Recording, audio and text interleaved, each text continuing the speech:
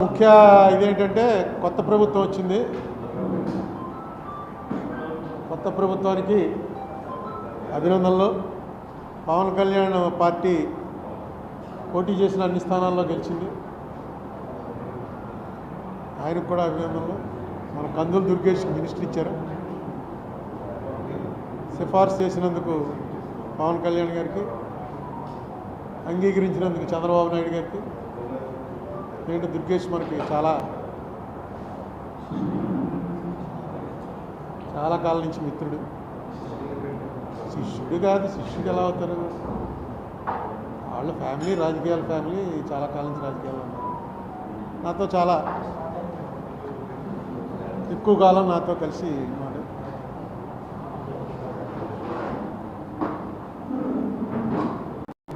చంద్రబాబు నాయుడు గారికి సరైనటువంటి అవకాశం ఇప్పుడు వచ్చింది.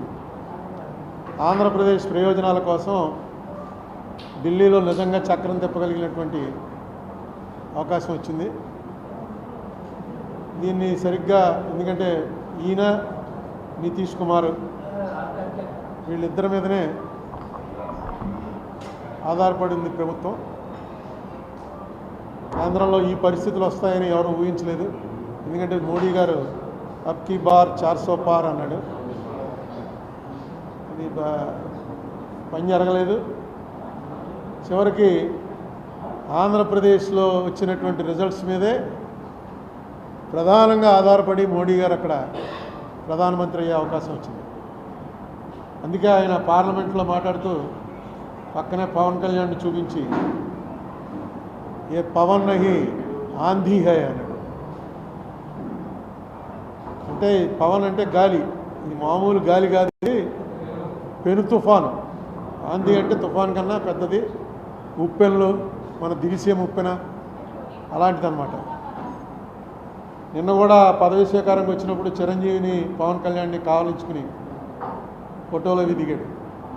కారణం ఏంటంటే పవన్ కళ్యాణ్ గారు చాలాసార్లు చెప్పారు అనుకోండి, ఆయన వెళ్ళి తాపత్రయపడకపోతే ఈ ఎలియన్స్ కుదిరేది కాదు.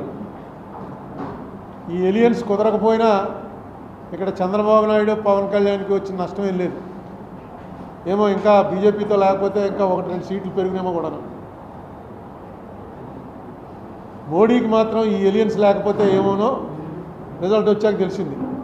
293లో 21 తీసేస్తే ఒక్క సీట్ ఎక్స్ట్రాలో ఉంటాడు. 1-2 వచ్చిన వాళ్ళు దాదాపుగా 30 మంది దాటున్నారు. అసలు మోడీ గారు ప్రధానమంత్రి అయ్యేవాడా లేదా అని కూడా అనుమానం వస్తుంది. ఇక్కడ 3 పార్టీలు కలిసి పోటీ చేశాయి కాబట్టే మోడీ గారికి స్మూత్గా మళ్ళీ ప్రధానిగా పదవి స్వీకారం చేసే అవకాశం వచ్చింది. అందుకే ఆయన అక్కడ పార్లమెంట్లోనూ ఏ ఆంధీ హై అని చెప్పి పవన్ కళ్యాణ్ చెప్పాడు. ఇక్కడ కూడా వచ్చి వేరే ఫోటో సెషన్ చిరంజీవి పవన్ కళ్యాణ్ తోటి ఆయనే ఫోటోలు తీసుకుని, ఎందుకంటే కరెక్ట్గా ఆయనకి తెలిసింది ఆ రోజున కనుక పవన్ కళ్యాణ్ కాళ్ళ వేళ్ళ పడ్డాడో, కాలర్ పట్టుకున్నాడో, ఏం చేశాడో కానీ పవన్ కళ్యాణ్ మాటను అంగీకరించబోయినట్టయితే ఈవేళ నా పరిస్థితి ఇది కాదురా బాబు అన్న సంగతి మోడీ గారికి తెలిసింది. అలాగే పవన్ కళ్యాణ్ కూడా ఎన్నోసార్లు మనకి ఇక్కడ ఆంధ్రప్రదేశ్ మీటింగ్లో చెప్పాడు ఆయన, ఈ ఏలియన్స్ అవడానికి నేను ఎన్ని పాటలు పడవలసి వచ్చిందో, ఎన్ని మాటలు పడవలసి వచ్చిందో అని.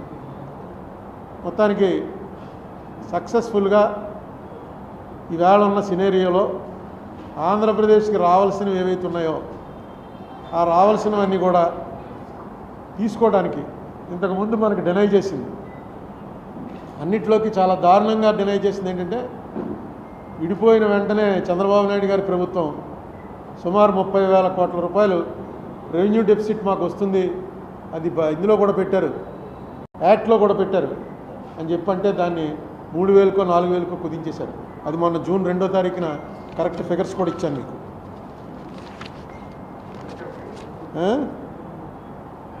32,620,25 రూపాయలు ఏపీ గవర్నమెంట్ వారు అడిగితే లెక్కలేసి అనుకూలంగా స్పెషల్ కేటగిరీ స్టేటస్ విషయంలో కానీ, పోలవరంలో కానీ, విశాఖ స్టీల్ ప్లాంట్ విషయంలో కానీ, రైల్వే జోన్ విషయంలో కానీ, కడప ఉక్కు factory, Dugarajapatnam port, Kakinada petro complex, ఒక అగ్రికల్చర్ యూనివర్సిటీ, షెడ్యూల్ 9, షెడ్యూల్ 10లోని ఆస్తులు ఇవన్నీ కూడా మీకు ఆ సమర్థత ఉంది, మీకు ఎందుకంటే ఎక్స్పీరియన్స్ ఉంది, అందరూ తెలుసు అక్కడ. ఈ సమయంలో మీరు రావటం, ఇంత పెద్ద మెజార్టీతో రావటం, దీన్ని ఆంధ్రప్రదేశ్ స్టేట్కి అనుకూలంగా మార్చేటువంటి ప్రయత్నం మీరు చేస్తారనే నమ్మకం ఉంది. చేయడానికి కావాల్సిన శక్తి మీకు రావాలని కోరుకుంటున్నాను. ఆర్ఎస్ఎస్ భగవత్ గారు నిన్న మొన్న చెప్పాడు, ఒక మంచి మాట చెప్పాడు. అహంకారం పనిచేయదు, పబ్లిక్ లైఫ్లో అహంకారం పనిచేయదు అని చెప్పాడు. బహుశా అది మోడీ గారిని ఉద్దేశించి అయి ఉంటుంది. ఆయన 400 పార్ ఇవన్నీ కూడా ఎలక్షన్ టైంలో చెప్తాం మనం, మాకు 3 లక్షల మెజార్టీ వస్తుంది, 30 లక్షల మెజార్టీ వస్తుందని. కానీ ఆయన ఒక మాట మాత్రం ఆఖరి ఫేజ్ ఎలక్షన్ జరగాల్సి ఉండగా ఒక మాట చెప్పాడు. అది ఆశ్చర్యం అన్నమాట. సాక్షాత్తు మనకు అవతార పురుషులు కూడా ఎవరు చెప్పలే ఆ మాట. ఆయన ఏమన్నాడంటే, నేను మామూలుగా అందరూ పుట్టినట్టు తల్లిదండ్రుల కలయిక వల్ల పుట్టినట్టుగా నాకు అనిపించట్లేదు, భగవంతుడు నన్ను వేరే పంపించాడు, ఏదో పని మీద ఇక్కడికి పంపించాడు, అందరినీ భగవంతుడు పని మీదే పంపిస్తాడు. ఆ మాట మనం అనుకోవడం కాదు, ప్రజలు అనాలి ఈయన కారణ జన్ముడండి అని. ఎప్పుడైతే ఆయనే అనుకుంటున్నాడో దానికి ఒక జబ్బు కూడా ఉంది సైకాట్రీలో, మెగలోమానియా అంటారు. అంటే తనని దేవుడి కింద భావించుకునేటువంటి జబ్బు అది. అదేంటో చాలా విచిత్రంగా ఆయన అలా అంటాడు అనుకోలేదు. ఎందుకంటే ఆయన చాలా గొప్ప స్పీకర్. ఆయన ఇవాళ భారతదేశంలో ఆయన్ని మించి హిందీలో స్పీచ్ ఇవ్వగలిగినటువంటి మనిషి ఇంకోటి లేడు. అంత గొప్ప స్పీకర్ ఎందుకు ఆ రాంగ్ అంటే బహుశా అది దృష్టిలో పెట్టుకునే భగవత్ గారు ఆ మాట అని ఉంటాడు. అహంకారం అనేది తలకెక్కితే చాలా ప్రమాదంలో పడిపోతాం. మోడీ గారు కూడా ఇప్పుడు బాగా కంట్రోల్ అయ్యాడు. ఆయన ఒక్కవళికల్లో కానీ ఆయన బిహేవియర్లో ఇది కానీ చూస్తున్నట్టయితే చాలా కంట్రోల్ అయ్యాడు. నాకు ఎప్పుడు కూడా బీజేపీ ప్రభుత్వం రావడానికి నేను ఎప్పుడు వ్యతిరేకం కాదు.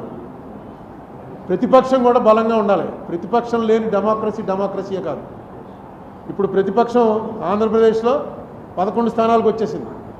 స్థానాలు 11 వచ్చినా 2019 ఎలక్షన్లో చంద్రబాబు నాయుడు గారికి ఎన్ని ఓట్లు వచ్చాయో అంతకన్నా 1-2 ఓట్లు ఎక్కువ వచ్చాయి జగన్కి. ఇప్పుడు స్థానాలు 11 వచ్చినా ప్రతిపక్ష పాత్ర మీరు నిర్వర్తించడంలో విఫలమైతే మాత్రం ప్రజాస్వామ్యానికి అర్థమే లేదు. మనం 14లో చూసాం. ఏడాదిన్నర ముందో జగన్మోహన్ రెడ్డి బాయ్కాట్ చేసి అసెంబ్లీని బయటకు వచ్చేసాడు. అసెంబ్లీకి ఎవడ వెళ్ళడం మారించారు. అలాగే 19లో చూసాం, చంద్రబాబు నాయుడు గారు బాయ్కాట్ చేసి బయటకు వెళ్ళిపోయారు. ఎక్కడ కూడా అసెంబ్లీ ఏమీ జరగలేదు. ఇప్పుడన్నా కనీసం ఉన్నది 10 మంది అయినా అసెంబ్లీలో కరెక్ట్గా మీరు ఏం చేయాలి, ఎందుకంటే అత్యున్నత వేదిక అది. ఏం అడగాలనుకుంటున్నారో ఏం చేయాలనుకుంటున్నారో చేయండి. అయిపోయింది. ఇప్పుడు అప్పుడు 23 వచ్చినప్పుడు మీరు చెప్పారు 23 స్థానాలు వచ్చాయి, ఇంక అయిపోయింది చంద్రబాబు నాయుడు చాప్టర్ క్లోజ్ అని. ఇవాళ ఏమైంది? మీకు 11 స్థానాలు వచ్చినప్పుడు వాళ్ళు అంటారు మీ చాప్టర్ క్లోజ్ అని. చాప్టర్లు ఏవి క్లోజ్ అవ్వవు. మీకు ఒక ఉదాహరణ చెప్తాను. ఇదేదో నేను ఊహించి చెప్తుంది కాదు. 1989లో ఇక్కడ సీనియర్లకు తెలిసి ఉంటుంది. 89లో ఫస్ట్ టైం ఎంజీ రామచంద్రన్ చచ్చిపోయిన తర్వాత ఎలక్షన్లు జరిగాయి. అంతకుముందు ఆ ఎంజీ రామచంద్రన్ గారి భార్య జయలలిత ఇద్దరు కూడా పార్టీ నాదంటే నాదని కొట్టుకున్నారు. 89 ఎలక్షన్లో క్లియర్గా 169 సీట్లు కరుణానిధి గారి పార్టీకి వచ్చాయి, 30 సీట్లు జయలలిత గారి పార్టీకి వచ్చింది. కరుణానిధి గారు సీఎం అయ్యాడు. నెక్స్ట్ 91లో రాజీవ్ గాంధీ గారు చచ్చిపోయిన తర్వాత అనుకుంటాను ఈ ఎల్టీటీఈకి కరుణానిధికి సంబంధాలు ఉన్నాయనే దీంతో కరుణానిధి ప్రభుత్వాన్ని రద్దు చేశారు. రద్దు చేసి మళ్ళీ ఎలక్షన్లు వచ్చాయి. మళ్ళీ ఎలక్షన్లు వస్తే జయలలితకి 225, కరుణానిధికి 7 సీట్లు. ఎక్కడ 169 తక్కువ 7కి పడిపోయాడు. రూలింగ్లోంచి అపోజిషన్లోకి మెజరబుల్ అపోజిషన్. కానీ ఏడుస్తూ ఇంట్లో కూర్చోలా, నడిపాడు 5 ఏళ్ళు ప్రతిపక్ష పాత్ర నడిపాడు 7గురితోటే. నడిపి 96 వచ్చేటప్పటికి కరుణానిధికి 221, జయలలితకి 4 అసెంబ్లీ సీట్లు. లాస్ట్ టైం 7 వచ్చిన వాడేమో 221 పెరిగాడు, 225 వచ్చిన వాళ్ళు 4కు తగ్గారు. 2011లో మళ్ళీ 203. జయలలిత 2 సార్లు నెగ్గింది. 2016లో కూడా నెగ్గింది ఆవిడ చచ్చిపోవటానికి ముందు. అంతకుముందు ఎప్పుడు ఒకసారి ఈయన ఒకసారి ఆవిడ అలా వచ్చేది. 2 సార్లు నెగ్గింది. ఈ రాజకీయాల్లో ఎప్పుడు కూడా నిస్సహాయత ఉన్నవాడు రాజకీయాల్లోకి రావటమే అనవసరం. ఉదాహరణ చంద్రబాబు నాయుడే. ఆయన వయసుకి మొన్న వేసంకాలం టీవీలో చూస్తుంటే మనకు చెమటలు పట్టేసావు. ఏంట్రా బాబు ఇంత ఎండలో అలా పడి మెయిన్ రోడ్డు మీద నిలబడి అలా మాట్లాడుతున్నాడు, చెమటలు కారిపోతుంటే మనకే భరించలేకపోతున్నాం. ఏసీ కూర్చుని ఎలా తిరుగుతున్నాడు అంటే ఆ కసి, ఆ రాజకీయం అనేటువంటి ఆ కసి ఉండాలి. నిస్సత్వ తగ్గిపోవాలి. నిస్సహాయత నాకు ఎవడో లేడురా అన్నది ఉండకూడదు. అలా చేశాడు కాబట్టి ఆయన మళ్ళీ రివర్స్ అయింది. ఇప్పుడు జగన్మోహన్ రెడ్డి కూడా మా వాళ్ళని కొట్టేస్తున్నారు, ఇవన్నీ కూడా మామూలుగా జరుగుతూ ఉంటాయి. ఈసారి కొంచెం ఎక్కువ జరుగుతూ ఉండొచ్చు. జగన్మోహన్ రెడ్డి దీనికి మైనస్కి ప్రధానమైనటువంటి కారణం ఏంటంటే ఆయన చేసినటువంటి పనులు కక్షతో చేస్తున్నాడు అని మిడిల్ క్లాస్ జనం నమ్మారు. ఆయన చేస్తున్నటువంటివి రూల్ ప్రకారం చేశాడా, రూల్ ప్రకారం చేయలేదా అన్నది పక్కన పెట్టి, రూల్ ప్రకారం చేసినా రూల్ ప్రకారం కాకపోయినా ఇది కక్ష బట్టి చేస్తున్నాడు అని ఖచ్చితంగా మెజారిటీ ప్రజలు నమ్మారు. ఇంకా ఏ బడుగు బలహీన వర్గాల వాళ్ళు ఓట్లు నీకు వస్తాయనుకున్నావో ఆ బడుగు బలహీన వర్గాల వాళ్ళంతా కూడా రెక్కాడితే కానీ డొక్కాడని జనం. ఆ జనానికి 50 రూపాయల లిక్కరు 200 రూపాయలు దాటిపోతే తాగకుండా ఉండలేని పరిస్థితి అనేక సంవత్సరాల నుంచి అలవాటు చేసాం. సాయంకాలం అయ్యేటప్పటికి ఇంటికి వెళ్ళేటప్పుడు లిక్కర్ వేసుకుని వెళ్ళడం అలవాటు అయిపోయిన వాళ్ళు ఒక్కసారిగా బడ్జెట్లో మార్పు వచ్చేసింది. మీరు ఇచ్చే ఎన్ని వేలు ఇచ్చారు, ఆటో డ్రైవర్కి ఇచ్చారు, తర్వాత చిన్న చిన్న పనులు చేసుకుంటున్న వాళ్ళకి ఇచ్చారు, 3000 రూపాయలు పెన్షన్ ఇచ్చారు, ఇవన్నీ కూడా కలిపి కూడా ఆ ఫ్యామిలీ బడ్జెట్లో తేడా వచ్చేసింది ఈ లిక్కర్ వల్ల. మీకు ఎలక్షన్లు పోవడానికి వాళ్ళకి డైరెక్ట్గా గవర్నమెంట్ తోటి సంబంధాలు ఉండవు. లాస్ట్ టైం కన్నా ఈవేళ బాగున్నావా లేదా, ఎవడు ముఖ్యమంత్రి ఎవడు ప్రధానమంత్రి, మామూలు పని చేసుకున్న వాళ్ళకేమీ అది ఉండదు. ఉల్లిపాయ రేటు గురించి ఒక గవర్నమెంట్ పడిపోయింది ఢిల్లీలో. నా బహుశా 70 80లోనో ఉల్లిపాయ రూపాయి ఉండేది 5 రూపాయలు అయింది. అంతే, వాళ్ళకి ఉల్లిపాయ నిత్యావసర వస్తువు తక్కువ ప్రభుత్వాన్ని దించేశారు. అలాగే ఇక్కడ సారా అన్నది ఎంత బలంగా పనిచేసిందంటే అది మొట్టమొదట పాపం ఫస్ట్ ఈ విషయం కనిపెట్టినవాడు ఎవడంటే స్టేట్ లెవెల్ లీడర్స్లో మన రాజమండ్రి ఆయన సోమవీర్రాజు లిక్కర్ రేట్లు ఎక్కువైపోయి 50 రూపాయలకి ఇస్తాం మేము వస్తే అని అంటే ట్రోలింగ్ చేసి తెగదిట్టేశారు సోమవీర్రాజుని. అదే చంద్రబాబు నాయుడు గారు డైరెక్ట్గా మీటింగ్లోకి వచ్చి చెప్పాడు 50 రూపాయలకే మీకు నాణ్యమైన లిక్కర్ ఇస్తాను మేము వస్తే అని. అది పనిచేసింది. సోమవీర్రాజు ఆ ముందే చెప్పాడు అది, ఎందుకంటే అతనికి ముందే వెలిగింది. ఇది దీనివల్ల చాలా ఫ్యామిలీస్లో చాలా ఇబ్బందులు అయిపోతున్నాయి ఆర్థికంగా.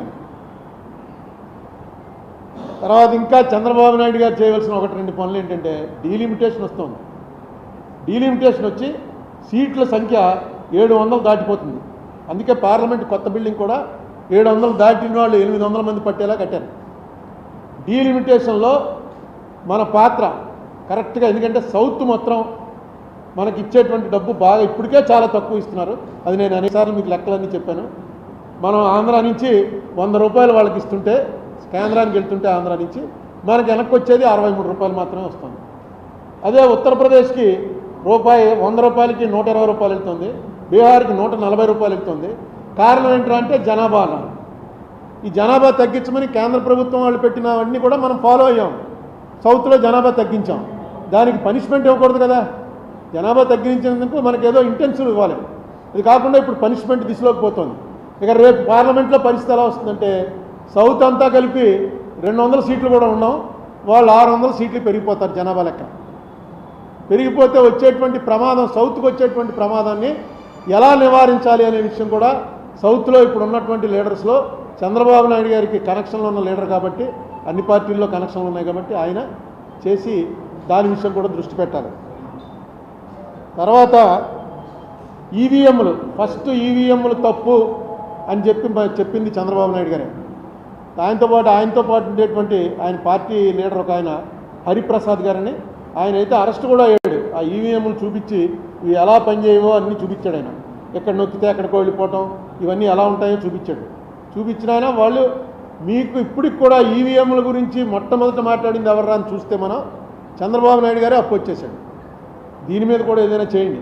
ఇవాళ ఎవరో వీడియో పంపారు, 20 లక్షల ఈవీఎంలు అసలు కనపట్టలేదుట. 60 లక్షల ఈవీఎంలకు ఆర్డర్ ఇచ్చారు, ఇంపోర్ట్ చేసుకున్నారు, 40 లక్షలు వాడారు. మిగతా 20 లక్షలు ఎక్కడో ఉండాలి కదా. ఎక్కడున్నాయని రైట్ టు ఇన్ఫర్మేషన్ అడిగితే ఎలక్షన్ కమిషన్ వాళ్ళు మాకు 40 లక్షలు ప్రభుత్వం ఇచ్చారు, 40 లక్షలు వాడామంతే మాకు తెలియదు అన్నట్ట. ప్రభుత్వాన్ని అడిగితే ప్రభుత్వం మాకేం తెలిసి ఎలక్షన్ కమిషన్ అడగండి అంటుంది. 20 లక్షల ఈవీఎంలు దింపారు, అవి ఏమైపోయాయో తెలియట్లేదని ఈవేళ ఒక పెద్ద లీడర్, ఆయన కమ్యూనిస్ట్ లీడరు, ఆయన పెట్టాడు 20 లక్షలు ఏమైపోయాయి. ఇలాంటి వాటిని అన్నిటి నుంచి కూడా ప్రజల్లో అసలు అనుమానమే రాకూడదు. మనం వేసిన ఓటు కరెక్ట్గా దానికి వెళ్తుందా, ఇది మారిపోతుందా అనేటువంటి అనుమానమే రాకూడదు. చంద్రబాబు నాయుడు గారు ఆ విషయం మీద కూడా ఆయన దృష్టి పెట్టాలి. ఎందుకంటే మంచి అవకాశం వచ్చింది. బీజేపీ ఎన్డీఏ కూడా, ఎన్డీఏకి ఇండియాకి ఓన్లీ 2%, 2 కూడా పూర్తిగా లేదు, 2% ఓట్స్ డిఫరెన్సే ఉంది ఇండియా గ్రూప్కి ఎన్డీఏకి. సీట్లు వీటిలో చాలా తేడాలు వస్తాయి. సీట్లు బట్టి కాకుండా ఓటింగ్ చూసుకుంటే ఎన్డీఏకి దీనికి కేవలం 2% కూడా పూర్తిగా లేదు, 1.9% తేడాలో ఉన్నారు. ఇది మంచి అవకాశం. ఈ మంచి అవకాశాన్ని చంద్రబాబు నాయుడు గారు సద్వినియోగం చేసుకోవాలని కోరుకుంటున్నా. మనకు కూడా ఇక్కడ ఇటువంటి వీళ్ళు కూడా వైసీపీ వాళ్ళు కూడా ఏం డిస్కరేజ్ అవ్వాల్సినటువంటి అవసరం లేదు.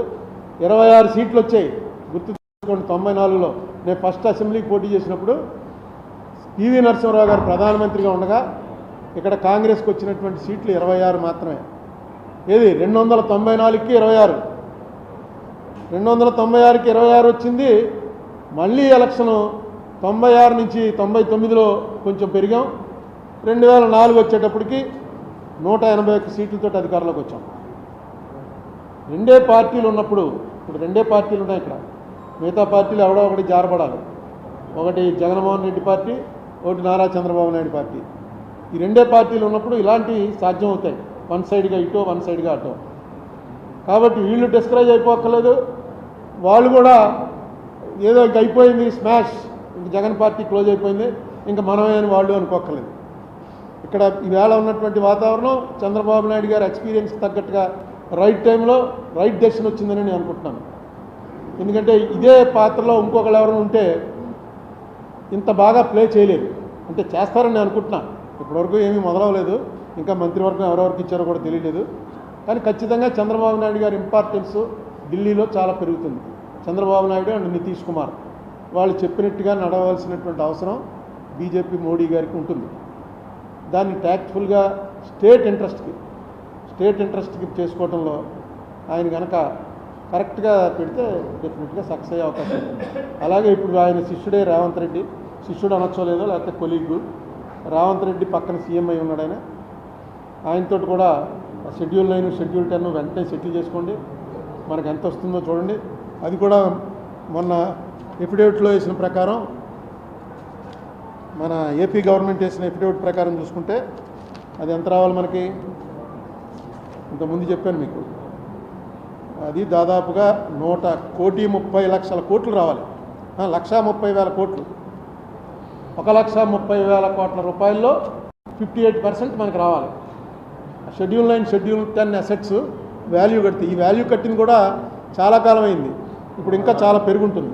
1,42,000 అయితే అదే కరెక్ట్. 1,42,000 అది మనకు ఎఫిడేవిట్లో వేశారు.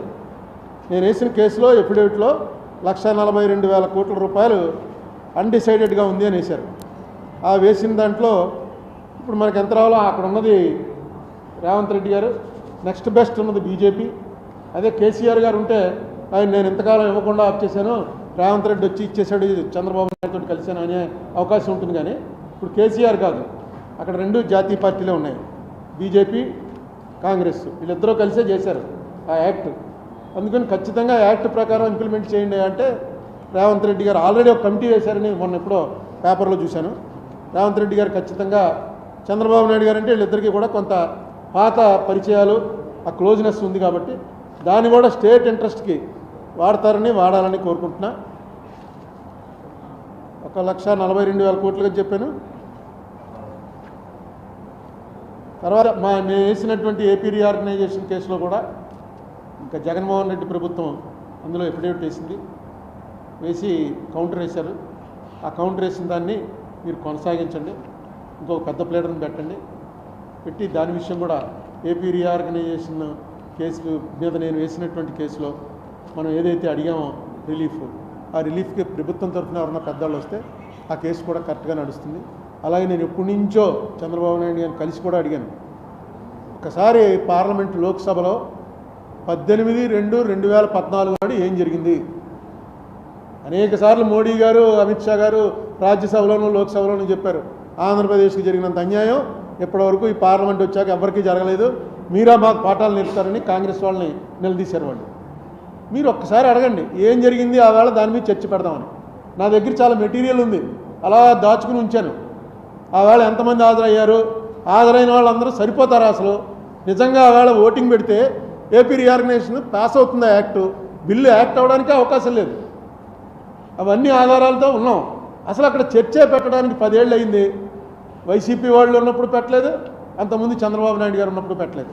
ఇప్పటికైనా ఒక చర్చ, ఒక చిన్న చర్చ మీద ఓటింగ్ కూడా ఓటింగ్ అక్కర్లేనటువంటి చర్చ ప్రజలకు తెలియటానికి. ఇన్ని ఆంధ్రప్రదేశ్లో ఉన్న మీడియా అంతా కూడా ఆవేళ దీన్ని వ్యతిరేకిస్తూ ఇక్కడ పనిచేశారు. అన్ని పార్టీల వాళ్ళు ఎక్సెప్ట్ సిపిఎం, జయప్రకాష్ నారాయణ, ఈ 2 పార్టీలు తప్ప అన్ని పార్టీల వాళ్ళు కూడా దీన్ని వ్యతిరేకించారు. ఏం జరిగిందో కూడా ఎవరికి తెలియదు. అయిపోయిందంటే అయిపోయిందన్నారు, తలుపులు మూసారు, టీవీ ఆపేశారు. ఏంటి కారణం అన్నదాని మీద చర్చ పెట్టమంటే 10 ఏళ్ళ నుంచి జరిగిన దాని గురించి కనీసం ఓ పోస్ట్ మార్టం అన్నా చేసుకుంటే ఇలాంటి ప్రమాదాలు ఇక ముందు జరగకుండా ఉంటాయి. అదొకటి. ఇప్పుడు మీరున్న పొజిషన్కి మీరు రేపు పార్లమెంట్ సెషన్ స్టార్ట్ అవగానే నోటీస్ ఇస్తే బడ్జెట్ సెషన్లోనే జరుగుతుంది. బడ్జెట్ కూడా జూలై ఆగస్టులో ఉంటుందని ఏదో ప్రకటన వచ్చింది. రేపు స్వేరింగ్ అయిపోగానే ఓ నోటీస్ ఇప్పించండి. ఓ నోటీస్ ఇప్పిస్తే వెంటనే దాన్ని అడ్మిట్ చేస్తారు, చేసి దాని మీద ఒక చర్చ. ఎందుకంటే కాంగ్రెస్ వాళ్ళు ఉన్నారు అక్కడ, బీజేపీ వాళ్ళు ఉన్నారు. వాళ్ళిద్దరూ కలిసి ఏం చేశారు, ఏం అఘాయిత్యం చేశారన్నది ఇమీడియట్గా తేలుతుంది. తేలటం వల్ల వచ్చేటువంటి ప్రయోజనం ఏంటంటే ఆంధ్ర వాళ్ళు వదలలేదురా, వాళ్ళకి జరిగినటువంటి నష్టం దేశం చేత ఒప్పించారు, ఆ వాళ్ళు తప్పు చేశారు మీరు అని యావత్ భారతదేశం చేత పార్లమెంట్లో ఒప్పించారు అనేటువంటిది చిన్న ఇది ఎఫెక్ట్ కాదు. లేకపోతే మనల్ని అసలు వీళ్ళు ఏమీ లేదురా, అధికారం కోసం కొట్టుకోవడమే తప్ప వీళ్ళకి ఏదో కాంట్రాక్ట్లు ఇవ్వడం, ఆ కాంట్రాక్టర్లకు ఇస్తున్నావా లేదా, వాళ్ళే నడుపుతారు ఆంధ్రాలో రాజకీయాలని, పొలిటీషియన్లకు ఏం సంబంధం లేదని ఏదైతే ఒక ఇంప్రెషను నార్త్ ఇండియాలోకి వెళ్ళిందో దాన్ని వెంటనే మనం ఆపుకోవాల్సినటువంటి అవసరం ఉంది. అదే విషయం చేత తర్వాత వీటి మీద కూడా మొన్న పెద్ద గొడవ అయింది కదా, డొనేషన్లు అవి, ఆనర్ బాండ్స్, ఎలక్టోరల్ బాండ్స్, దాని మీద కూడా ఒకసారి చర్చ పెట్టించి, ఎందుకంటే ఇవన్నీ మోడీ గారు వన్ సైడ్గా చేసుకుంటూ పోయినటువంటివి. నెక్స్ట్ మోడీ గారికి ఒక్కళ్ళకే వచ్చింది కాదు, మోడీ గారు ఒక్కళ్ళకే డబ్బులు వస్తే ప్రధానమంత్రిని మనం ఎంబ్రాస్ చేయడం ఎందుకు, ఇప్పుడు ఆయన హ్యూమిలియేషన్లో పెట్టడం ఎందుకని చెప్పి అనుకోవచ్చు. మీ పార్టీకి వచ్చింది, వైసీపీకి వచ్చింది, మన జనసేన పార్టీకి వచ్చింది, అన్ని పార్టీలకి వచ్చాయి ఎక్సెప్ట్ కమ్యూనిస్టులు యాక్సెప్ట్ చేయలే. అన్ని పార్టీలకి కూడా ఇచ్చారు. ఇచ్చిన దాని మీద అసలు ఏంటి దీని వెనకాల ఉన్నది, ఎలా ఇచ్చారు, ఏ మనీ ఇచ్చారు, ఎక్కడి నుంచి ఇచ్చారు, వాళ్ళకి జరిగిన ఉపకారాలు ఏంటి, ఎందువల్ల ఇలా జరిగింది, ఇది అసలు కరెక్టా? అది కరెక్ట్ అనే అంటున్నాడు ఆయన. మోడీ గారు ఇప్పుడు కూడా ఏమన్నాడు, మొన్న ఎలక్షన్ మీటింగ్లో కూడా ఆయన కృష్ణుడితో పోల్చుకుంటూ చెప్పాడు, చూడండి ఎంత దారుణం అయిపోయిందో, కుచేలుడి దగ్గర అటుకులు తీసుకున్నందుకు కృష్ణుడి మీద ఎంక్వైరీ చేసే పరిస్థితులు వచ్చాయి ఈ దేశంలోనూ. అంటే ఈ డబ్బులు ఇచ్చిన వాళ్ళందరూ కూడా కుచేలులు, మోడీ గారు కృష్ణుడు, వాళ్ళ దగ్గర ఇదే ఏదో అటుకులు తీసుకుని తింటే దాని మీద కూడా ఎంక్వైరీలు వేయించి, కమిషన్లు వేయించి కోర్టులకు ఎక్కుతున్నారు, చూడండి ఎంత అన్యాయమో అని చెప్పాడు ఆయన. అది నిజమా? అది ఎంత తెలుసుకోవడం కోసం. ఎందుకంటే ఈవేళ ఫస్ట్ టైము ఈ పరిస్థితి వచ్చింది. అంతకుముందు వాజ్పేయి గారి టైంలో చంద్రబాబు నాయుడు గారికి ఈ పరిస్థితి వచ్చినా ఈ ఎక్స్పీరియన్స్ లేదు. నెక్స్ట్ వాజ్పేయి గారు ఈ మనిషిలా కాదు, ఈ గవర్నమెంట్లా కాదు. వాజ్పేయి గారికి మోడీ గారికి చాలా తేడా ఉంది. సో ఇప్పుడు మోడీ అనేటువంటి ఒక పెద్ద ఏనుక్కి అంకుశం పట్టుకునేటువంటి అవకాశం చంద్రబాబు నాయుడుకి వచ్చింది. అంకుశమేమో నితీష్ కుమార్, చంద్రబాబు నాయుడు మావటి. జాగ్రత్తగా దాన్ని వాడండి. నితీష్ కుమార్ కూడా ఏం మాట్లాడ్డాడు. నితీష్ కుమార్ డెఫినెట్గా ఆయన స్టేట్ ఇంట్రెస్ట్ని బట్టి స్టేట్లో ఆయన మైనస్లోకి వచ్చే ప్రమాదంలో ఉన్నాడు కాబట్టి దాన్ని బట్టి పోతాడు ఆయన. మీరు చంద్రబాబు నాయుడు గారికి ఇంత అవకాశం వచ్చింది, నేను ఇది పెట్టినటువంటి ఏకైక కారణం చంద్రబాబు నాయుడు గారు ఆయనది కరెక్ట్గా వాడుకోవాలని. పవన్ కళ్యాణ్ గారు ఏదైతే ఆంధీ ఉన్నాడో ఆ ఆంధీ మళ్ళీ చిన్న తుఫాను పవను గాలి కింద అయిపోకుండా నిలబెట్టుకుని పార్టీ మెయిన్ జగన్మోహన్ రెడ్డికి కూడా అనేక సార్లు చెప్పాను నేను, చంద్రబాబు నాయుడు గారి పార్టీ చాలా బలంగా ఉంది, అందుకే ఆయన ఎదుర్కోవడం కష్టమవుతుంది. ఈవేళ మీరు పార్టీని బిల్డ్ చేసుకోండి. మీకు పార్టీ లేదు అసలు. మీకు జగన్మోహన్ రెడ్డి ఉన్నాడు, ఓటర్స్ ఉన్నారు, మధ్యలో వాలంటీర్స్ ఉన్నారు. వాలంటీర్స్ మీకు ఎందుకు వచ్చి ఓటింగ్ వేయిస్తారు? వాలంటీర్స్కి 10,000 జీతం ఇస్తానంటే 10,000 జీతం వాటికి సపోర్ట్ చేస్తారు. మీరు పార్టీ అన్నది ఈవేళ రాజమండ్రిలో కానీ మొత్తం ఎంటైర్ ఆంధ్రప్రదేశ్లో పార్టీ అనేది ఎక్కడా లేదు. అట్లీస్ట్ ఈ 5 ఇయర్స్లో పార్టీ బిల్డప్ చేసేటువంటిది ఇవ్వండి. నెక్స్ట్ స్పోక్స్మెన్లు పెట్టండి, స్పోక్స్మెన్లు పెట్టి ట్రైనింగ్ ఇవ్వండి. వాళ్ళు వచ్చి ఏం మాట్లాడుతున్నారు? బూతులా? లోక్సభ మన ఇక్కడ శాసనసభలోనూ బూతులే మాట్లాడుకుంటారు, ప్రెస్ మీట్లోనూ బూతులే మాట్లాడుకుంటారు. ఏం గౌరవంగా మాట్లాడుకోండి. ఇది ఏమన్నా సరిహద్దు గొడవలా? కొంచెం గౌరవంగా మాట్లాడడం, వాళ్ళు దానికి ట్రైనింగ్ ఇవ్వటం, అసలు ఎందుకు ఓడిపోయారన్న దాని మీద ఒక మీటింగ్ పెట్టుకోవటం, ఇవన్నీ చేయండి. ఇదేమి ఎండ్ కాదు. ఇది అయిపోయామని ఎవడన్నా అనుకుంటే, చంద్రబాబు నాయుడు గారి పార్టీ కూడా అయిపోయింది జగన్ పార్టీ అనుకుంటే వాళ్ళు పొరపడుతున్నారు, మేము అయిపోయామరా అని జగన్ పార్టీ అనుకుంటే వీళ్ళు పొరపడుతున్నారు. ఎందుకంటే ప్రజాస్వామ్యంలో ఇది అసలు 5 ఏళ్లకోసారి ఎలక్షన్ పెట్టడం గవర్నమెంట్ మారటానికే. ఈసారి మారటం అనేది చాలా మంచిగా మారింది. ఎందుకు కారణం ఏంటంటే అక్కడ బీజేపీ అనేటువంటి కేంద్రం ఏదైతే మన సవత్తల్లి ప్రేమ చూపిస్తుందో కరెక్ట్గా కంట్రోల్ చేయడానికి డెఫినెట్గా జగన్ కన్నా చంద్రబాబు నాయుడు గారు బెటర్ వచ్చాడు. దీని మీద పెద్ద నిరుత్సాహపడిపోకలా. ఇంకా అటాకులు జరుగుతున్నాయి. లీగల్గా వెళ్ళండి. లీగల్గా ఎక్కడైతే కొడుతున్నారో అన్ని వీడియోలన్నీ టీవీలో చూపించడం కాదు, కోర్టులో పెట్టండి. కోర్టులు ఉన్నాయి, ఇంకా కోర్టులో న్యాయం జరుగుతుంది ఖచ్చితంగా. అప్పుడు ఆగుతాయి. అక్కడ ఈ వెళ్ళి వచ్చి రోడ్డు మీద కొడుతున్న వాళ్ళని చంద్రబాబు నాయుడు ఏం పంపడం, ఆ రోడ్డు మీద తన్నులు తింటున్న వాళ్ళందరినీ జగన్మోహన్ రెడ్డి పంపిన వాళ్ళు కాదు. ఎక్కడెక్కడ ఏ గొడవలు జరిగితే నిన్న ఆ పార్టీలో ఉన్నవాడు ఈ పార్టీలోకి వచ్చాడు, ఈ పార్టీలో ఉన్నవాడు ఆ పార్టీలోకి వెళ్తున్నాడు. సో మీరు పార్టీ అంటూ బలంగా ఉన్నప్పుడు ఇవన్నీ కూడా ఆటోమేటిక్గా సర్దుమణుగుతాయి. ఎప్పుడైతే పార్టీ బలంగా లేదో అటాకులు జరుగుతూ ఉంటాయి. ఎందుకంటే ఆ స్థాయికి తీసుకొచ్చేసారు రాజకీయాలు. ఇప్పుడు చూడండి, పక్కనే ఒరిస్సా 24 ఏళ్ళు ఒక్క ఎలక్షన్ కూడా ఓడిపోకుండా 24 ఏళ్ళు ఆయన అనుకుంటాను రికార్డు. లేడు ఇండియాలో. నవీన్ పట్నాయక్ ఆ మాజీ అని చిన్న కుర్రాడు సీఎం అయ్యాడు, వెళ్ళాడు దానికి. ఆ వీడియో చూస్తే నిజంగా అలా ఉండాలి. వెళ్ళగానే మొత్తం సీఎంతో సహా అందరూ లేచి నిలబడ్డారు. ఆయనే సీఎం మళ్ళీ పదవి స్వీకారం చేస్తున్నట్టు వచ్చినట్టు వెళ్ళాడు, కూర్చున్నాడు. మోడీ ఆయన దగ్గరికి వెళ్ళి నమస్కారం పెట్టాడు. గౌరవం ఉండాలి కదా. 24 ఏళ్ళు ముఖ్యమంత్రి చేశాడు, పోయింది ఎలక్షన్. ఏంటి పోతే అయిపోయినట్టేనా? ఒక ఎలక్షన్ ఓడిపోతే అయిపోయినట్టే. చంద్రబాబు నాయుడు పదవి స్వీకారం జగన్మోహన్ రెడ్డి రాడు, జగన్మోహన్ రెడ్డికి చంద్రబాబు రాడు. ఏంటో అర్థం అవట్లేదు. అక్కడేమో మోడీ పదవి స్వీకారానికి కాంగ్రెస్ వాళ్ళు వెళ్ళరు. మీరు ఏమన్నా శత్రువులా?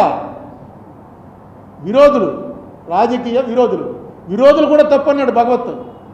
ఆర్ఎస్ఎస్ భగవత్ గారు నన్ను ఏమన్నాడు? విరోధం అన్న మాట కూడా తప్పే. ప్రతిపక్షం వాళ్ళు. మీరు అధికార పక్షం, వాళ్ళు ప్రతిపక్షం, అంతే తప్ప విరోధం అన్న మాట కూడా వాడకండి. విరోధని ఆయన వాడాడు. ఎవరు? వాజ్పేయి గారు. మనం విరోధులమే కానీ శత్రువులం కాదని ఆయన ఒకసారి చెప్పాడు. ఈయన అంతకన్నా మంచి మాట చెప్పాడు. నిజంగా అంతే కదా. ఏముంది ఎలక్షన్ డబ్బులు, నేను అనుకోవడం డబ్బుల వల్ల అంత పెరిగిపోతుంది. ఇప్పుడు 175 స్థానానికి మినిమం 50 కోట్లు ఖర్చు అయింటుందిగా రెండు పార్టీల వాళ్ళకి కలిపి. ఏమైనా తక్కువ అవుతుందా? యావరేజ్ ఇంకా ఎక్కువైంది తెలుసు నాకు. 50 కోట్లు అంటే ఎంత అయింది? 17,500 కోట్లలో సగం. 8,750 కోట్లు. 8,750 కోట్ల రూపాయలు ఖర్చు అయిన తర్వాత దీనికోసం ఈ అధికార పీఠాన్ని పాడుకున్నారన్నమాట. కొట్టుకుని 8,750 కోట్ల రూపాయలు ఖర్చు పెట్టారు. అంటే దాదాపుగా పోలవరం ఈ రాక్ఫిల్ డ్యామ్ పూర్తయిపోతుంది. మొత్తం అయిపోతుంది. ఓన్లీ రీహాబిలిటేషన్ ఖర్చు తప్ప మిగతా పోలవరం అంతా అయిపోతుంది. దీన్ని ఎలా పెంచుకుంటూ పోతున్నారు. నెక్స్ట్ ఎలక్షన్కి ఎంతో తెలియదు. మొత్తం డబ్బులు ఉన్నవాళ్ళు, కారులో తిరిగేవాళ్ళు అందరూ తీసేసుకుంటున్నారు. ఏముందా మనకి ఆడు ఇస్తున్నాడు వీడు ఇస్తున్నాడు, తీసుకుంటే 10,000 వస్తుంది, ఇంట్లో 4 ఓట్లు ఉంటే తీసేసుకుందామని.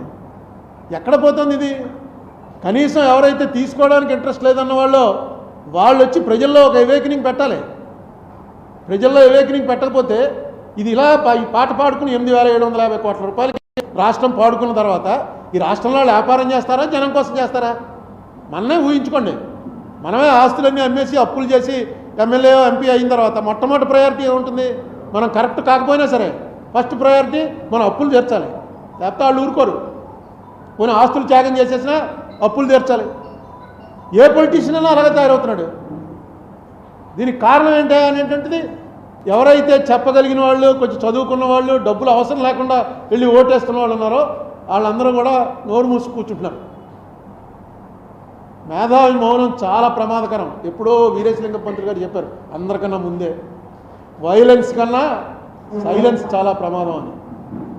ఒక మామూలు జనం చేసే వైలెన్స్, రౌడీలు చేసే వైలెన్స్ కన్నా ఇంటలెక్చువల్ మెయింటైన్ చేసే సైలెన్స్, అది చూస్తూ కూడా వీడు సైలెన్స్గా ఉంటే అది ఎక్కువ ప్రమాదం. ఎందుకంటే రౌడీ పేటకు ఒకడే ఉంటాడు, రౌడీని వ్యతిరేకించే వాళ్ళు చాలామంది ఉంటారు. ఇంతమంది ఉండి కూడా ఎవడో కంకణం కట్టుకోవడానికి సిద్ధపడ్డాడు, మనకెందుకు లేని. ఏ ప్రభుత్వం వచ్చినా సరే ఇది తప్పదు, ఇది ఇలా కంటిన్యూ అవుతూనే ఉంటుంది. దీని మీద ఆలోచన చేయాలి కొంచెం. ఎవరైతే కొత్తగా యంగ్స్టర్స్ వస్తున్నారు, చదువుకున్న వాళ్ళు వస్తున్నారు, టైం స్పేర్ చేసే వాళ్ళు వస్తున్నారు, వాట్సాప్లో చూస్తుంటే ఎలాంటి మాటలు చెప్తున్నారు, ఎంత బ్రహ్మాండంగా. వాళ్ళ పేర్లు కూడా ఎక్కడ చెప్పుకోరు, పేర్లు కూడా తెలియవు. ఒక్కొక్కటి వింటుంటే మొత్తం ఫిగర్స్ 1952 నుంచి, ఇంకొకడైతే మొన్న ఒక ఆయన పెట్టాడు 1929 నుంచి భారతదేశం చరిత్ర అంతా, ఎలక్షన్లు ఎలా జరిగాయి, ఏ ఎలక్షన్లో ఎన్ని ఓట్లు వేశారు, ఎలక్షన్ తర్వాత ఏ సంస్కరణలు వచ్చాయి, 30 మినిట్స్లో చెప్పేశాడు మొత్తం. ఉన్నారు చాలామంది మీలోనే, చాలా మీరు జర్నలిస్టులు చాలామంది ఉన్నారు మీలోనే. ఏదో చేయండి దీని మీద కూడా. అప్పుడప్పుడు ఒక మీటింగ్, మీరు కార్తీక వనసమారాధన పెట్టుకున్నట్టే నెలకో మీటింగ్ మీ ప్రెస్ క్లబ్లో పెట్టుకుని దీనికి సంబంధించి ఒక్కొక్కటి రిలీజ్ చేస్తూ ఉంటాం. ఎంత నష్టం వచ్చింది, ఈ ఓటు అమ్మేసుకోవటం వల్ల ఎంత నష్టం వచ్చింది స్టేట్కి. డెఫినెట్గా ఇది నష్టమే. 8,750 కోట్ల రూపాయలు పెడితే ఖచ్చితంగా వాళ్ళు 10,000 కోట్లన్నా సరే దానిలో లాగడానికి చూస్తారు. ఇతనే ఎందుకు పెడతారు, అందరూ బిజినెస్ మెన్లే. దీని మీద కూడా ఆలోచన చేయమని కోరుతున్నాను. ఏమండి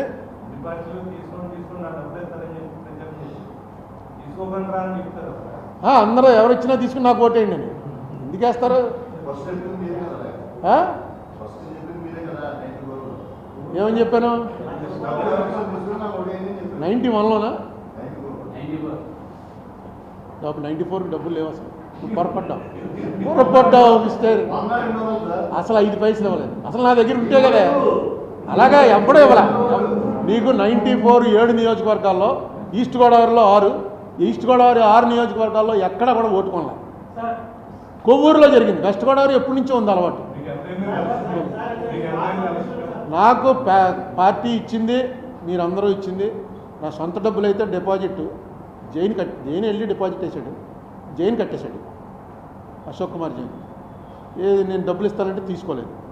అంటే ఎంత 5,500 ఎంతో డిపాజిట్ సరి గుర్తులేదు. నాకు అయిన ఖర్చు 11 లక్షల రూపాయలు అయింది. అందరికీ డబ్బులు ఇచ్చిన వాళ్ళందరికీ ఒక కార్డు మీద రాసి పంపించాను. ఎవరో నాకు ఇచ్చిన డోనర్స్ పేర్లు, ఎంత ఖర్చు అయింది రాసి, పార్టీ ఇచ్చింది ఎంత, డోనర్ల పేర్లు, రామనారాయణ 1000 రూపాయలు, కృష్ణకుమార్ 500 రూపాయలు అని రాసి కార్డులు అందరికీ పోస్ట్ చేశాను.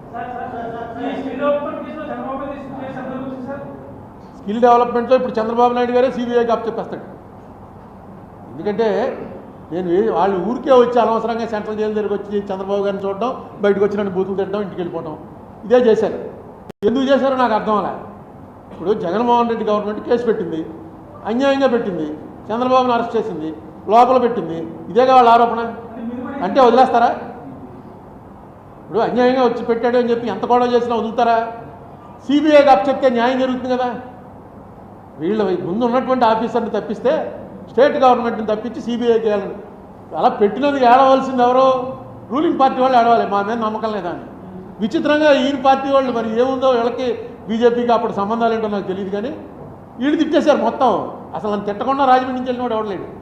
వచ్చిన వాళ్ళు అందరూ తిట్టడం ఏంటో నాకు అర్థం అవ్వాలి. నేను ఏమన్నా అందులో చంద్రబాబు నాయుడు గారు ఇది చేశాడు కాబట్టి ఆయన ఏమని చేయండనో అలాంటిది ఏదో పెడితే అర్థం ఉంది.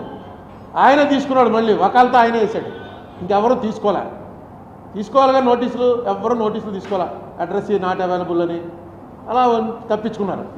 ఈయనకు ఒకటికి నోటీస్ వెళ్ళింది, అచ్చెన్నాయుడు గారికి తీసుకున్నాడు ఆయన, కానీ వకాలతో ఇలా. చంద్రబాబు నాయుడు గారు వకాలతో కూడా వేశాడు. వకాలతో వేశారు కాబట్టి మళ్ళీ వచ్చినప్పుడు అవుతుంది. దాని మీద ఇంక నేను వీళ్ళకేదో సిబిఐ ఎంక్వైరీ అయితే కరెక్ట్గా వస్తుందిరా అనుకుంటే వీళ్ళు ఏడ్చేస్తుంటే ఇంకేం చేస్తాం? నిన్ను కొట్టాడండి ఎవరోనో, ఇక్కడ ప్రకాష్ నగర్ పోలీస్ స్టేషన్కి వెళ్ళి కంప్లైంట్ ఇచ్చావు, వాడు నన్ను కొట్టాడని. ఆ పోలీసును కొట్టినాడు ఒకటే. నేను అలా రోడ్డు మీద పోతూ ఆపి ఈ స్టేషన్లో కదా, నువ్వు వెళ్ళి ఎస్పీకి ఈ స్టేషన్ నాకు వీలు లేదని చెప్పు, వీళ్ళంతా కలిసిపోయినారని చెప్పు అని అన్నాను. అంటే నువ్వు బయటకు వచ్చి నన్ను అప్పగా కొడితే నేనేం చేయను?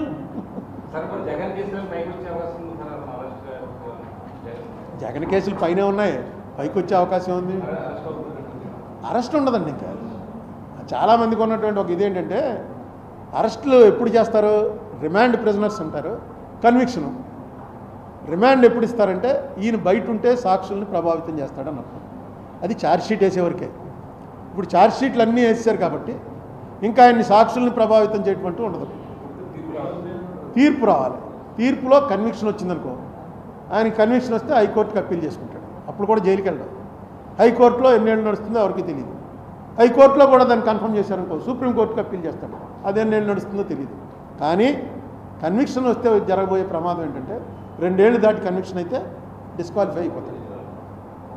డిస్క్వాలిఫై అయిపోతే ఇంకా ఆయన పోటీ చేయడానికి కుదరదు.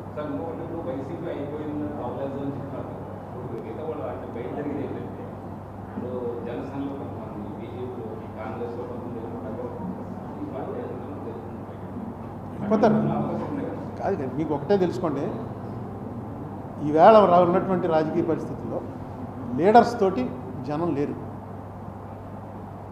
జనం ఉన్నది పార్టీస్ తోటి ఉంటున్నారు. ఆ పార్టీలో లీడర్ ఈ పార్టీకి మారినా, ఈ పార్టీ లీడర్ ఆ పార్టీకి మారినా, ఆఖరి నిమిషంలో ఇటేపు నుంచి అటేపు వెళ్ళిపోయినా అక్కడ వేవే మారట్లా. ఇదేంటారు, నిన్నటి వరకు జగన్మోహన్ రెడ్డిని పొగుడుకుంటూ వెనకాల తిరిగినవాడు ఈవేళ సడన్గా వచ్చేసి నేనే టీడీపీ అంటున్నాడని ఎవ్వడో చోట్ల.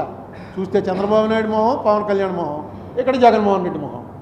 నెగ్గితే వాళ్ళు నెగ్గినట్టు, ఓడిపోతే వాళ్ళు ఓడిపోయినట్టు. మీ మిగతా ఇండివిజువల్స్ వల్ల ఏమన్నా ఒక 2 to 3% డ్యామేజ్ ఉండొచ్చు, ప్లస్ ఉండొచ్చు.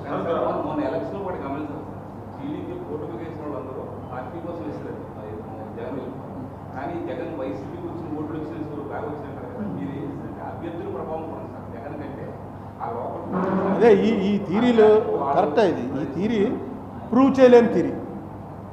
కేసీఆర్ని అదేగా అన్నారు, అభ్యర్థులు మార్చుంటే నెగ్గును, మార్చలేదు కాబట్టి ఓడిపోయాడు. ఇది ఏది కూడా ప్రూవ్ చేయలేని థీరీ. అయిపోయిన తర్వాతే చెప్తారనమాట. కానీ ఒకటి మాత్రం, మొన్న ఇది జగన్మోహన్ రెడ్డిని దించటమే ఈ ఎలక్షను, ఇంకా మిగతావన్నీ పక్కనెట్టండి, జగన్మోహన్ రెడ్డిని దించటమే ఈ ఎలక్షను అని ప్రజల్లో ఆలోచన మార్చిన వాడు మాత్రం పవన్ కళ్యాణ్. ఎందుకంటే వాడు బీజేపీ ఎలియన్స్లో ఉంటూ వాళ్ళతో కన్సల్ట్ చేయకుండా ఇక్కడికి వచ్చి జైలు దగ్గర ఆయన ప్రకటించాడు. ఆ ప్రకటించడంతో ఓకే, వాళ్ళు వచ్చినా రాకపోయినా పవన్ కళ్యాణ్ వచ్చేస్తాడు రా మనతో. పవన్ కళ్యాణ్ రావటమే నేను అనేకసార్లు చెప్పాను, డెడ్లీ కాంబినేషన్. అది కాపు కమ్మ కలవటం అనేది చాలా డెడ్లీ కాంబినేషన్. అది అనౌన్స్ అయిపోయింది. తర్వాత మరి ఎవరు కాళ్ళు చెప్పానుగా, కాళ్ళు పెట్టుకున్నాడో ఏం చేశాడో కానీ బీజేపీని కూడా ఒప్పించి తీసుకొచ్చాడు. బీజేపీకి మంచిది అయింది. వీళ్ళిద్దరే వెళ్ళుంటే ఇంకా ఒక సీట్ ఎక్కువ వచ్చినేమో. అంటే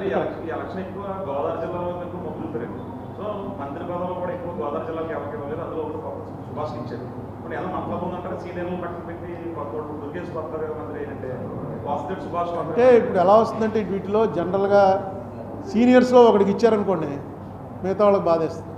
సీనియర్స్ అందరినీ పక్కన పెట్టాడు అనేటువంటి ఒక ఫీలింగ్ ఎప్పుడైతే వెళ్తుందో, నెక్స్ట్ ఈవేళ ఉన్న పరిస్థితుల్లో నేను రేపు ఎలక్షన్ నెగ్గి మంత్రి అవ్వాలరా అనేటువంటి ఆ అంబిషన్ తోటి వచ్చినోడు ఎవడలేడు. జగన్ ఓడిపోవాలరా అన్నది తప్ప మొన్న ఎలక్షన్లో ఇంకేం కనబడలా. జగన్ ఓడిపోవాలరా అన్నది ఫస్ట్ లాస్ట్ అదే ఒకటే ఇష్యూ అనమాట. ఎజెండా ఒకటే. ఆ ఎజెండా సెట్ చేసింది డెఫినెట్గా పవన్ కళ్యాణ్.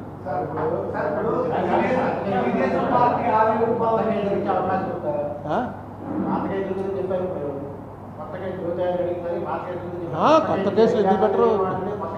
కొత్త కేసులు పెడతారు, ఎందుకు పెట్టరు? ఉండొచ్చు ఆ అరెస్టులు. నేను ఆయన అడిగింది పాత కేసుల గురించి. కొత్త కేసుల్లో అరెస్టులు ఉండొచ్చు, మళ్ళీ దాంట్లో బెయిల్స్ ఉంటాయి. ఇవన్నీ ప్యారలల్గా రన్ అవుతుంటాయి. అంటే పవన్ కళ్యాణ్ ఒక మాట అన్నాడు, మంచి మాట అన్నాడు. అది నేను ముందు నుంచి చెప్తున్నాను మీకు. నేను మన రాజమండ్రిలో అనేకసార్లు చెప్పాను, పొలిటీషియన్స్ని అరెస్ట్ చేయొద్దు. పొలిటీషియన్స్ని వాళ్ళ ఆస్తులన్నీ జప్తు చేయండి అని తిరగడానికి వీలు లేకుండా చేయండి. జైలుకి వెళ్ళాడో వాడి పాయింట్లు. చంద్రబాబు నాయుడు జైలుకి వెళ్ళిన రోజున మనం ప్రెస్ మీట్లో చెప్పాను, జైలుకి వెళ్తే గెలుస్తాడు అంతే. నువ్వు మనిషిని పెంచుతున్నావు, జైలుకి వెళ్ళిన మనిషి మీద సింపతి వస్తుంది.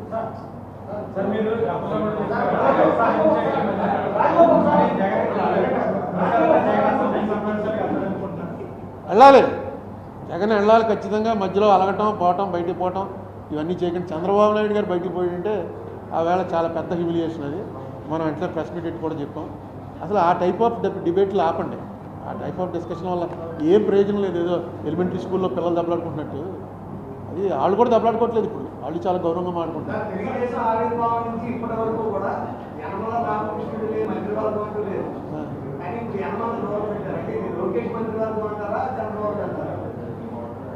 చంద్రబాబు లోకేష్ నేను వేరుగా చూడండి, ఇద్దరు ఒకటే. చంద్రబాబు నెక్స్ట్ లోకేష్. మీకేమైనా అనుమానం? నాకేం అనుమానం లేదు. వారసత్వాలు గైరసత్వాలు అనేవి ఇక్కడ ఇండియాలో ఖచ్చితంగా నడుస్తాయి, అన్ని స్టేట్లలో నడుస్తున్నాయి.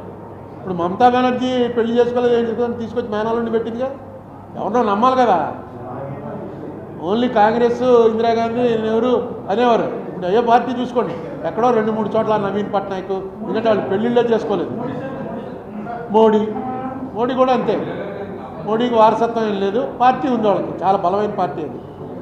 ఇండియాలో ఏంటి, ప్రపంచంలోనే ఒక ప్రిన్సిపల్ బేస్డ్ పొలిటికల్ పార్టీ అది. ఆ ప్రిన్సిపల్తో మనం ఏకీభవించకపోవచ్చు, అది వేరే విషయం. చూడండి, అందుకే ఎంత బీజేపీ వాళ్ళు ఎంత తెలివిగా ఆలోచించారు చూడండి. కేంద్ర మంత్రి, రాష్ట్ర మంత్రి ఇద్దరిని కూడా మామూలు పార్టీలో ముందు నుంచి వచ్చిన వాళ్ళనే ఇచ్చారు. మర్మగా మంత్రి వస్తుందని ఎవడు అనుకోలేదు. అలాగే అక్కడ ఇంకొక ఆయన రాయలసీమ నుంచి వచ్చాడు, పేరేంటి, సత్యకుమార్. పార్టీ. అరుణ్ కుమార్కి టికెట్ అని ఎవడని అనుకున్నాడా? పార్టీ అంతే. అది పార్టీ అనేది, బీజేపీ అనేది ఒక పార్టీ ఉంది కాబట్టి కరెక్ట్గా నేనైతే అనుకోలేదు. ఎందుకంటే ఎంతోమంది కోటీశ్వర్లు ఉన్నారు బీజేపీ పార్టీ తరఫున నెగ్గిన వాళ్ళు కూడా. వాళ్ళందరినీ కాదని అసెంబ్లీలో ఉన్నారు, పార్లమెంట్లో ఉన్నారు, గవర్నమెంట్కి చాలా దగ్గరగా ఉండేవాళ్ళు ఉన్నారు. వాళ్ళందరినీ కాదని సామాన్యులు ఇద్దరికి ఇచ్చారు. సో వాళ్ళు బలపడదామని చూస్తున్నారు, బలపడతారు కూడా. ఎందుకంటే తమిళనాడులో 18% వచ్చింది, మన సీటు రాలేదు కానీ ఓట్లు బాగా పెరిగాయి. ఇక్కడ కూడా పవన్ కళ్యాణ్ తోటి కలిసి ఉన్నారు, పెరుగుతారు. అది పెరగటం అంత మంచిది కాదని నా ఉద్దేశం అనుకోండి, అది వేరే గొడవ. మార్గదర్శి కేసులో ఎఫిడేవిట్ చేయమని నేను చంద్రబాబు నాయుడు గారు నాకు సపోర్ట్ చేయమని నేను అడగలేను, వాళ్ళిద్దరికీ ఉన్న స్నేహం నాకు తెలుసు. కానీ ఇప్పుడు ఇంక పెద్ద సపోర్ట్ ఏముండదు, వాళ్ళు యథార్థాలు అలాగే చెప్పాలి. గవర్నమెంట్ని పార్టీ చేశాం కాబట్టి అక్కడికి వచ్చి యథార్థాలు చెప్పాలి. మీ చంద్రబాబు నాయుడు గారు సాయం చేద్దాం రామోజీరావు గారికి అనడానికి రామోజీరావు గారు లేరుగా, అసలు ఆయన మనిషే లేడు. సో ఆ కేసు ఏమవుతుంది అన్నది ఓపెన్ అయిన తర్వాత నేను ప్రెస్ మీట్ పెట్టి మీకు ఎలాగ చెప్తాను.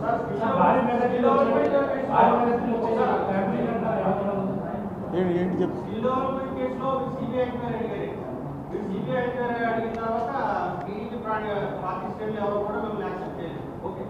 ఇప్పుడు లేటెస్ట్గా మీరు ఆ రోజు రిజర్వ్లో ఏం జరిగిందనేది పార్లమెంట్లో చర్చ చెప్పాలని చంద్రబాబు నాయుడు గారికి సబ్మిషన్ ఇస్తున్నారు. ఈ సబ్మిషన్ ఏంటి, వాళ్ళు ఒప్పుకుంటారని మీరు అనుకుంటారు, తీసుకుంటారు? ఇప్పుడు ఇక్కడ మనం మాట్లాడుతున్నాం అన్నీ ఒప్పుకుంటున్నారేంటి? మనం మాట్లాడుతున్నాం ఏమన్నా ఒప్పుకున్నారా ఇప్పుడు వరకు? ఏదో మన గోళ మంది, వాళ్ళ గోళ వాళ్ళది.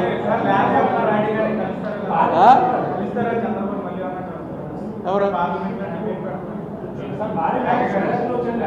అవసరం ఆయనకి ఇచ్చాను. ఆయన కన్విన్స్ అయ్యాడు, గంట సేపు కూర్చున్నాం, ఆయన కన్విన్స్ అయ్యాడు, చూశాడు, వెంటనే పెట్టమని నన్ను ఢిల్లీ పంపాడు. అందుకని ఆయనకి తెలుసు, ఎందుకో అప్పుడున్న కారణాల వల్ల పెట్టలేదు. అది కూడా నేను ఎప్పుడు దాని మీద కామెంట్ చేయలే. ఇప్పుడు అవకాశం వచ్చింది.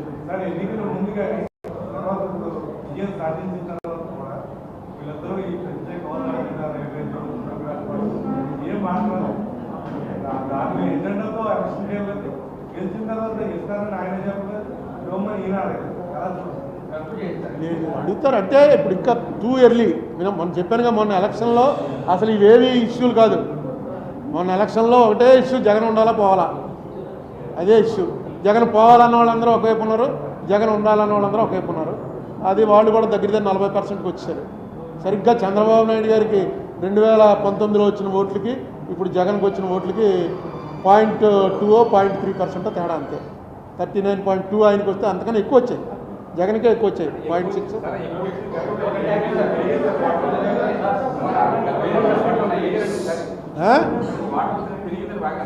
అదే పర్సంటేజ్, నేను చెప్పేది పర్సంటేజ్. ల్యాండ్ టైటిలింగ్ యాక్ట్ ముంచేసింది. ల్యాండ్ టైటిలింగ్ యాక్ట్ అన్నది ఆఖరిలో నెయిల్ ఇన్ ఏదో అంటారు, last nail in the coffin అని. అంటే ఈ సమాధుల్లో కొడుతున్నప్పుడు చుట్టూ శవం లోపలెట్టి మేకులు కొడతారు, చుట్టూ మేకులు కొడుతున్నప్పుడు ఆఖరి మేకు ఏంట్రా అంటే land titling act. Land titling act చాలా డ్యామేజ్ చేసింది, ఊహించినంత డ్యామేజ్ చేసింది. మెయిన్ అదొకటి లాస్ట్లో కొట్టింది. ఫస్ట్ నుంచి కొట్టుకుంటూ వచ్చిందేమో సారా రేట్లు, ఈ రెండు గట్టిగా కొట్టాయి. ఇంకా ఏమండి, ఇగో మీకు ఒక ఆయన పంపాడు, ఒక చిన్న ఇక లాస్ట్లో ఇది వినేయండి. మొన్న మోడీ గారును ఈయన పక్కకి వెళ్ళారు, చూశారుగా మీరు. దీని పక్కకి వెళ్ళారట. దేని పక్కకి? మన స్టేజ్ మీద పదవి స్వీకారం టైంలో మోడీ గారిని చంద్రబాబు నాయుడు గారు పక్కకి వెళ్ళారు. పక్కకి వెళ్ళి ఇంకొక ఆయన పంపాడు. చంద్రబాబు మోడీని రహస్యంగా ఒక ప్రశ్న అడిగాడు. అయ్యా, మహాబలుడైన జగను ఎట్లు ఓడెను? దానికి సమాధానంగా మోడీ చెప్పాను. అంటే భారతంలోదనమాట. నా చేతను నీ చేతను, తిట్లు తిన్న పవనుని చేతను, ఆస్తి అడిగిన చెల్లి చేత, తల్లి చేత, సచివుడగు సజ్జల చేత, అరయంగు జగను దోడే ఆరుగురి చేతను. ఈ ఆరుగురు కలిపి జగన్ని ఫినిష్ చేశారు. అండ్ అందులో ఎవరెవరు? నేను అంటే మోడీ, చంద్రబాబు, పవను, షర్మిల, విజయలక్ష్మి గారు, సచివుడగు సజ్జల పక్కన ఆయనగా అన్ని మాట్లాడాడు. వీళ్ళు ఆరుగురం కలిసాను. ఇదేదో బాగుందని పెట్టుకున్నాను. బాగుంది కదా. కర్ణుడు చచ్చిపోయినప్పుడు శ్లోకానికి కొంచెం మార్పులు చేశాడు అన్నమాట.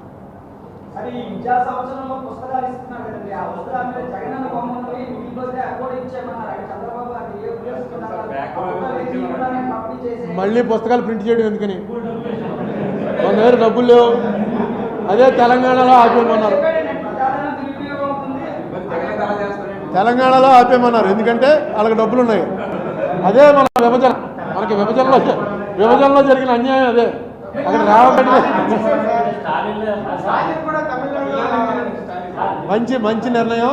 ఈ పుస్తకాలు పేర్లు ఎన్టీఆర్ పేరు తీసి వైఎస్ఆర్ పేరెట్టి, వైఎస్ఆర్ పేరు తీసి ఎన్టీఆర్ పేరెట్టి, వీటి వల్ల ఏమి ఒక్క ఓటు రాదు. ఆ పెయింటింగు అది చేసేటువంటి డబ్బులు కూడా వేస్ట్.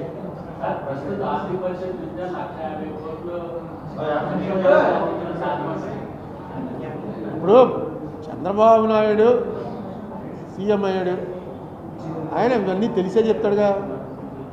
జగన్ అన్నవాడు నవరత్నాలు ఇచ్చాడుగా, అప్పుడు పరిస్థితి బాగోలేదు, ఇచ్చాడు. ఈయన అంతకన్నా ఎక్స్పీరియన్స్డ్. సో డెఫినెట్గా ఇవన్నీ చెప్పేటప్పుడు ఎంతో కొంత చూసుకుని ఉంటారు. తర్వాత ఏం చేస్తారో తెలియదు కానీ ముందు ఆల్రెడీ 7,000 ఇచ్చామన్నాడుగా. 7,000 ఇచ్చేస్తారు. నేను అనుకోవడం నెక్స్ట్ ఈ నెలాఖరు అయ్యేటప్పటికి లెక్కర్ దాంట్లో కూడా ఫైనలైజ్ చేస్తారు. ఆల్రెడీ టెండర్లు పిలుస్తున్నట్ట, మళ్ళీ పూర్వంలాగే ప్రైవేట్కి ఇచ్చేటానికి. ఇప్పుడు వాళ్ళకి తెలుసు. జగన్కి అయితే first time CM. Chandrababu Naidu ఎన్నోసారి? ఇది 4వ సారి 5వ సారి? 4వ సారి. తెలుసు కదా ఏంటి ఎలా నడుస్తుంది ఏంటి తెలుసు. ఖచ్చితంగా నేను చెప్పాను కదా, ఈవీఎంలతోటి ప్రతి ఎలక్షన్లో చెప్తున్నారు. ఇప్పుడు ఎలా తయారైందంటే చూసుకోండి పాత పేపర్లు అని పేపర్లు కూడా పెడుతున్నారు. పోలింగ్ అయిపోగానే ఎలక్షన్ కమిషన్ వాళ్ళు ఆ లాస్ట్ ఫేజ్ పోలింగ్ అవగానే దేశవ్యాప్తంగా పోలైన ఓట్లు అని ఒక నెంబర్ ఇచ్చారు. కౌంటింగ్ అయిపోగానే దేశవ్యాప్తంగా కౌంటింగ్ అయింది అని నెంబర్ ఇచ్చారు. ఈ 2 నెంబర్లకి తేడా ఉంది. ఈ ఎలా అనేది కొంతమంది అంటాడు లేదండి పోస్టల్ ఓట్లు వాళ్ళు కలపలేదని. పోస్టల్ ఓట్లు కలపకుండా ఈసీఐ ఎందుకు డిక్లేర్ చేస్తుంది ఎలక్షన్ కమిషను? అసలు దీని మీద వెళ్ళి ఇప్పుడు చంద్రబాబు నాయుడు గారు తెలుసుకోవాలనుకుంటే 5 నిమిషాల్లో కరెక్ట్గా వచ్చేస్తుంది. ఎలక్షన్ కమిషన్ వాళ్ళే కరెక్ట్గా పంపుతారు. ఏంటి తేడాలని అడగాలి, ఎందుకు వచ్చే తేడాలని అడగాలి. నాకు ఒక ఆయన రాయలసీమ ఆయన ఏం చెప్పాడంటే వాళ్ళ ఊర్లో ఓ బూత్ ఉంది. ఆ బూత్ ఎప్పుడు రిగ్గింగే, ఈవీఎంలు వచ్చినా రిగ్గింగే. లాస్ట్ టైం ఆ ఊరిలో ఆ రిగ్గింగ్ చేసే మనిషి ఒక పార్టీలో ఉన్నాడు, ఈసారి ఈ పార్టీలోకి వచ్చాడు. అందుకని ఆ మనిషి కూడా అందరికీ తెలుసు. వెళ్ళటం అక్కడ ఏదో 5,000 నొక్కేస్తారు, ఏదో చేస్తారు, మిషన్ వర్స్ పెట్టి నొక్కేస్తారు టక్ టక్ టక్ అని. 660 ఓట్లు ఒక పార్టీకి, వాళ్ళు కూడా జాగ్రత్తగా చేస్తారు, మళ్ళీ ఎవరికి అనుమానం రాకుండా వన్ సైడ్ నొక్కేసుకోరు. 140 ఓట్లు ఒక పార్టీకి నొక్కున్నారు. నొక్కిందా ఆ రకంగా నొక్కారని ఆ 10 మంది ముఖ్యులు ఎవరున్నారు వాళ్ళందరికీ తెలుసు. అది కౌంటింగ్ వచ్చేటప్పటికి వీళ్ళు 140 ఎవరికైతే నొక్కారో వాడికి 240 మెజార్టీ వచ్చింది. ఈ 660 పోయి 240 మెజార్టీ మొత్తం అంటే 1000 ఓట్ల 1,200 ఓట్ల ఒక్కొక్క ఈవీఎంకి. అది చెప్పాడు ఏదో మోడీ ఉందండి అని ఫోన్ చేసి చెప్పాడు. మేము మా ఊర్లో ఎలాగ ఎప్పుడు వాళ్ళు నొక్కేసుకుంటాం, ఎవడ రాడు పోలింగ్కి, ఇలా నొక్కుతుంటే ఎలా వచ్చేసింది ఏదో తేడా ఉండదు. కానీ నువ్వు చెప్తా వచ్చంటే మేము ఎక్కడ చెప్పండి బాబు మేమే నొక్కేసుకున్నామని.